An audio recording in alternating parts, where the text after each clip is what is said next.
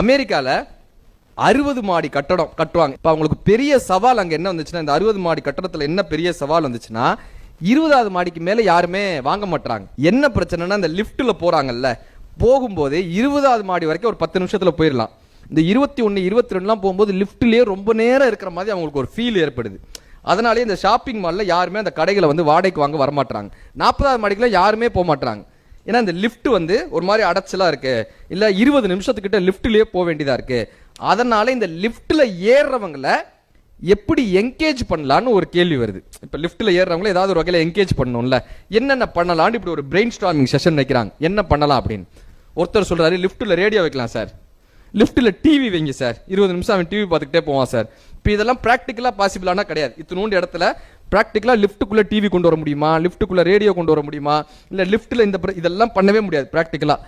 என்ன பண்ணலாம்னு உட்காந்து டிஸ்கஸ் பண்ணிகிட்டே இருக்காங்க. ஒருத்தர் வந்து சொன்னார், சார் லிஃப்ட்டுக்குள்ளே கண்ணாடி வைங்க சார், சுற்றி சுற்றி கண்ணாடியை வைங்க சார், ஒவ்வொருத்தனுக்கும் தன்னுடைய முகத்தை பார்க்கறதுக்கு ரொம்ப ரொம்ப பிடிக்கும் சார்.